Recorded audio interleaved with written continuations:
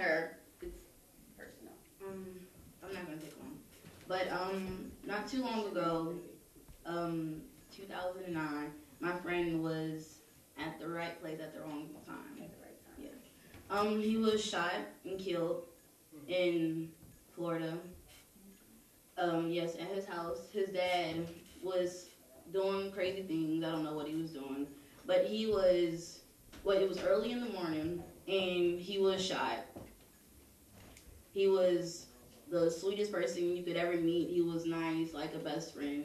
He made straight A's, basketball player. He was shot for nothing. So I'm not gonna cry about it. It's okay. So ever since then, I've been focused on violence. I refuse to let my generation and any other kids like Bobby Tillman, Aiyana Jones, innocent people are getting shot and killed out of the blue for nothing. Innocent people. So I'm gonna stand up, and Youth in Action, everybody who's with me, is gonna stand up, and we're gonna make a change. And we can't do this by ourselves. So hopefully the adults will take a change too and stand up and fight with this. Thank you.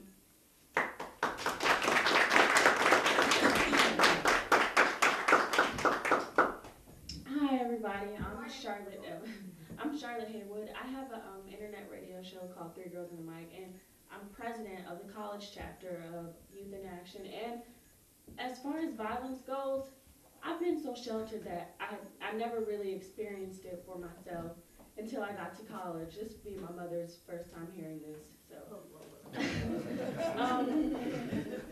I mean, college is full of parties. Everybody knows that. And this has been my first time as a freshman experiencing it. And a lot of me and my girlfriends, I like the business side of the party, so we would hang out with the promoters. And we went to a party one night, and he asked his friends, "Do you have the strap?" And I'm like, "What? A strap for what? What's a strap? Like a strap for your what?" And everybody turns to me and like, "No, girl, are you stupid? A gun?" And I'm like, "What does he need a gun for?" And he's like, "It's hard out here. You know, we have to count this money." And this is like a 20-year-old boy carrying around a gun, prepared, and it's nothing to anybody in the car. And I'm the only one in the car really freaking out that he has a gun. And it's not, he would never hesitate to use it. And violence has never been a thing to me because I've never seen it. But since entering college, you see it so much, I know you all heard about the Bowie State stabbing. A friend of mine, that was her god sister, the girl who stabbed the girl. And to her, she said, "Back home, this is nothing. You have to fight for yours." And I'm thinking, you have to stab and kill each other for your, like, what are we dying for? So we're killing each other? And it's so scary to me because we're killing each other off of things like pride or money, and nobody's paying attention to it. We're killing ourselves over the silliest little things and stopping our chances at life or getting ahead. And it makes me sad because it's like nobody notices. Nobody notices it until somebody who didn't deserve it dies, whether it's Maya and her friend who got shot or Bobby Tillman, just different stories like that. And you don't know until you see it. Or if you're in the car and somebody pulls out a gun. It's so second nature to these people. But why? It kind of makes you ask yourself, why would this be second nature to somebody to pull out a gun at 20 years old? I've never seen a gun in my life. I've never seen a gun. I've never been in an environment to see a gun. So for them to just pull that out, it kind of made my heart stop. But I think the thing that scared me the most was nobody in the car got alarmed by it. It was all second nature to them. So that has to mean something. That means people my age are killing each other, and it's nothing. It's nothing to see your brother die. It's nothing to, somebody call you from back home and say, "Oh, so-and-so died." Oh, okay. You never notice it until you're really in it. But I don't think it should take that for people to want to stop the violence. And as youth, people don't listen to us. They see things like the mixtapes that you all showed, or the bandanas, and they think it's just a commercial thing, and it's not. This is coming from somewhere that's real. It's not a bang bang shoot 'em up type of game. It's real. And if people would take the time to try and stop it, or care enough about our youth to stop it, maybe we could. And I know I'm not by myself when I say I want to be that part of the generation that does stop it. That 1%. That 1%.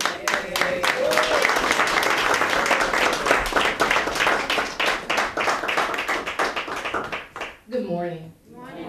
My name is Reva McBride. I'm here with Going In Clinics. Thank you, Mary and Miss Kathy. Thank you so much for allowing me to come out and participate this evening. And I'm extremely happy to see as many faces here that are as concerned about teen violence as I am. Going In Clinics offers transition opportunities for schools and community organizations to help adolescents transition out of high school into the workplace, either into college. And that's a mouthful in itself. And I think I want to start by saying that I appreciate everything that's already been said today. I think that we all have to take ownership in where we are, and I've done that. And I see where we are, and I'm wanting to jump in immediately. It's also going to take a collaborative effort, as I've heard several people say today. It's going to take everybody, parents, teachers, administrators, principals, community leaders, forums, conferences such as this. This is what it's going to take. I want to speak briefly on what we're doing. I'm all for being proactive. By nature, I'm just a proactive person. And so I know a lot of people are talking about where we are right now. This is why is it happening? Well, for me, I want to go 2 or 3 days before something pops off. And that's where I try and insert the clinics that we do for schools and for students and for adolescents. 2 things I want to throw out, and I guess I'm going to hand it back real quickly to Mary. We have several focus areas, but today I just want to focus on 2 that we've been focusing on relative to violence. The first thing that we do, we redefine the line for fantasy and entertainment versus reality. That line has been so blurred, and I've had so many conversations with adolescents and teens. They don't know where that line is. So I think we, and I say we, my clinics that I have, we go in and we reestablish that line. And as adults, that's easy for us to do. I think we can play games and we can look at entertainment. We can watch Ultimate Fighting Championships, and at the end of the night, we turn the TV off and we understand that we can't create a lifestyle that accommodates that kind of behavior. Adolescents don't have the capacity quite just yet for that type of decision making.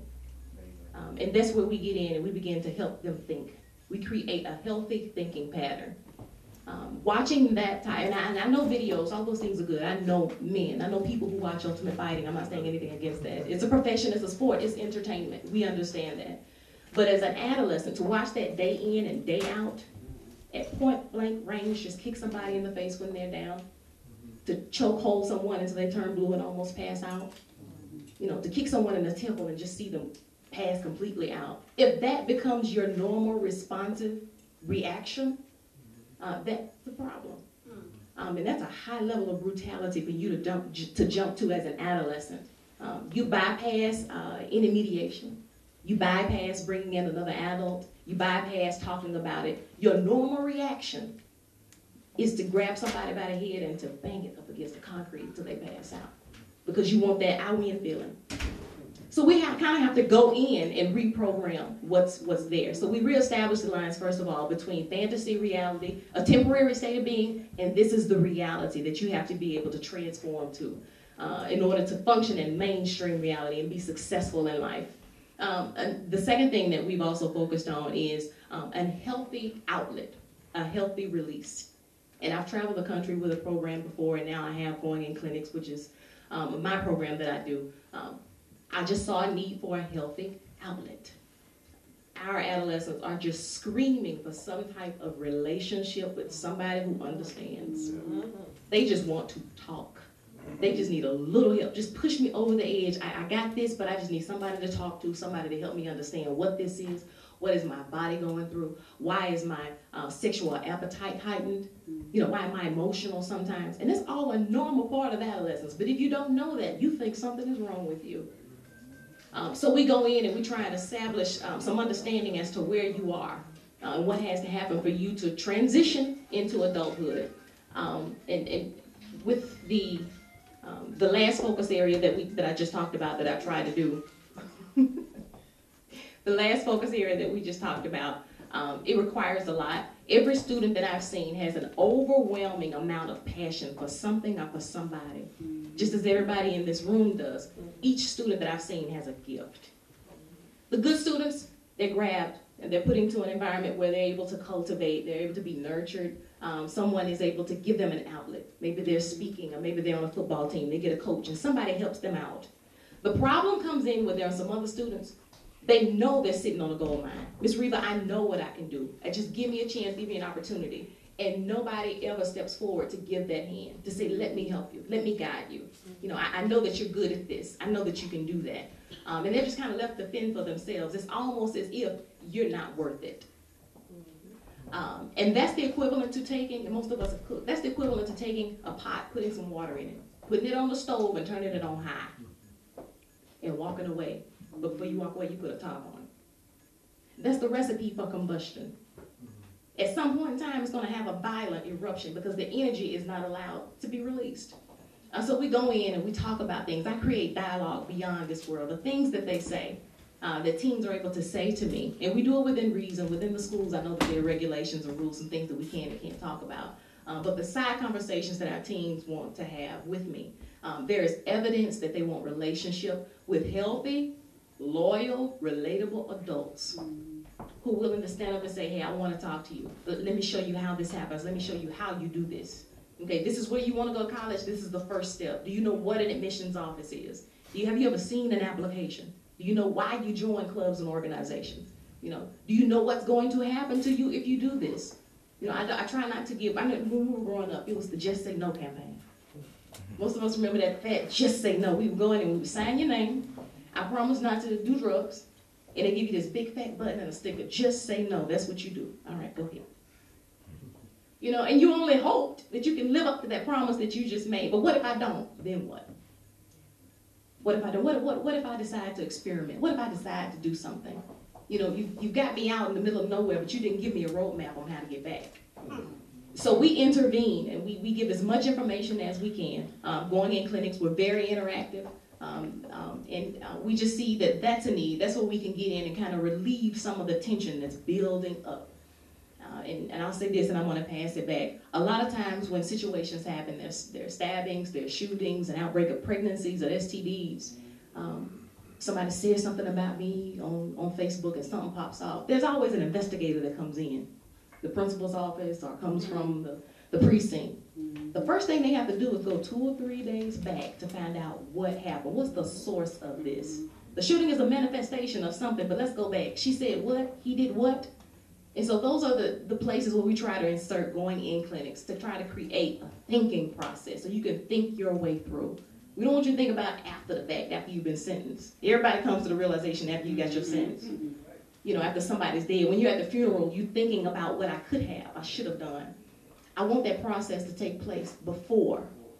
And so that's where we are. We're all about being proactive, and I'm just excited to be here. Excited to be here. Thank you so much, Mary. I would also like to say make another statement. When Charlotte said, she said, you know, they were so desensitized to it. I've been doing this since I was 10 years old. And, you know, at first we were just so strong. I had so many young people that were just willing to make a difference and just willing to be heard, but they were just so desensitized to it. You know, there's a reason that I do this. There's a reason that I want to shake off violence. There's a reason. I mean, I see it. Growing up here, I see this stuff. And I mean, it's just so sad. Being a teenager, I can't help but to see it. I can't help but to go to Facebook and see them taking these pictures with guns and drugs and just, it's just like I have to do something. I feel obligated to do something, and I see it each and every day. And I see my peers on the floor getting arrested, and I see them doing this. And sometimes I feel like, are we not being heard?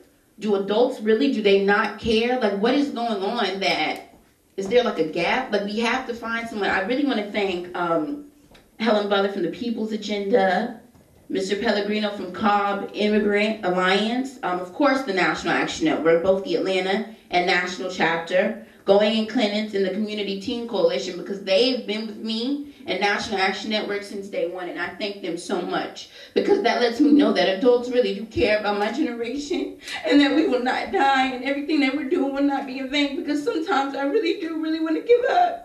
Because I feel like we're not being heard and nobody really cares about us, and we're out there dying, and it's like nobody cares. And if you go out here in the streets and you sit up and talk to a young boy and you tell him to pull up your pants, he's like, nobody cares. His parents heave them into his house. Nobody cares about him or why she's being pregnant. Sometimes when I look at these girls being pregnant, people judge them right off the bat like they're doing something. Maybe they're bored. Maybe they don't have anything to do. Maybe we need to get more active in our communities. With this 90-day ceasefire, we want to do 3 things: promote peace, reduce violence, and make these communities a better place. That's why I love working with Mr. Brent Sobel, because he believes in making Atlanta a better place. And I want to have a Brent Sobel in Detroit. I want to have a Brent Sobel in New York City. I want to have a Brent Sobel in Philadelphia. We need to do something as people. We need to stop being so desensitized.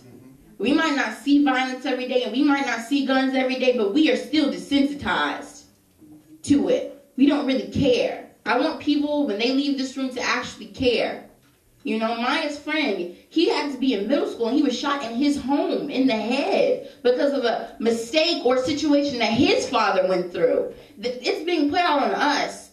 And with closing, I would like each and every one of you all to please get involved with National Action Network and Youth in Action's movement. For more information, you could always go to our website, www.youthinactionusa.com. And I would like for Dr. Bishop Ashlock to close us out. You're welcome.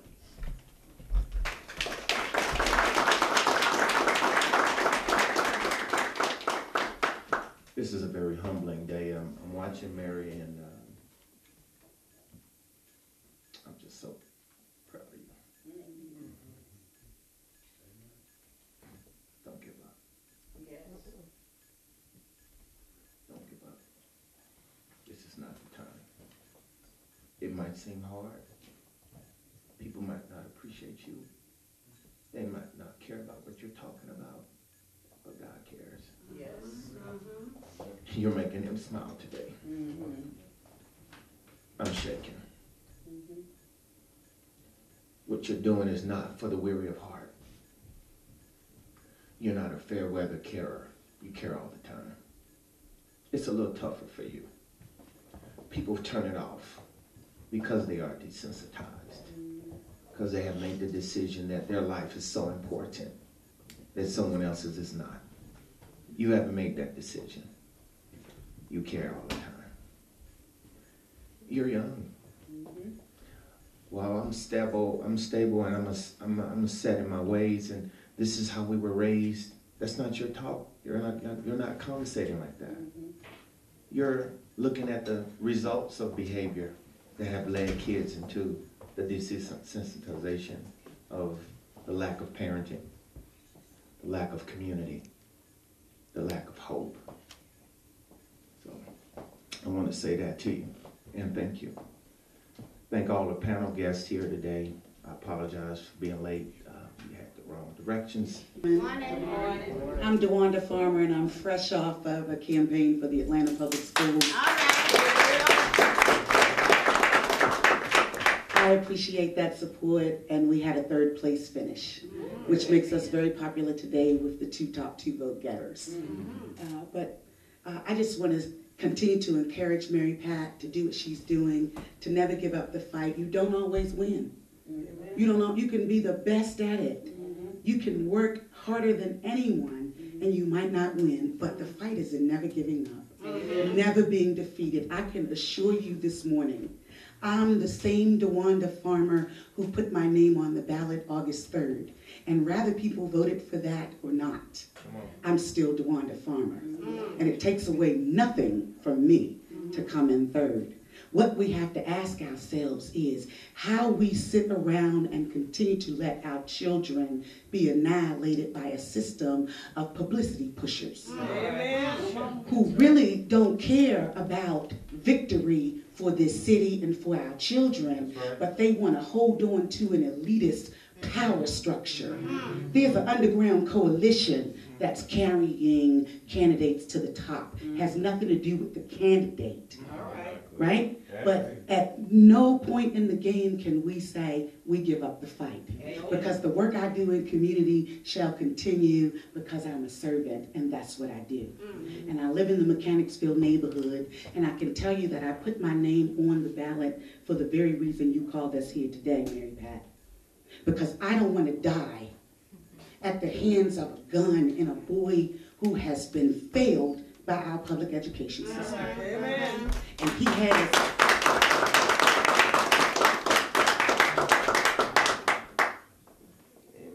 he has no opportunity because he has no education. He has no future because he has no education. He has no way of providing for himself, his wife, should he ever get one, and his children he's destined to produce. And so every day we have to look at, what does it cost us not to serve our community? What does it cost us to turn a blind eye and not care? Silence is the worst kind of violence. So when you see something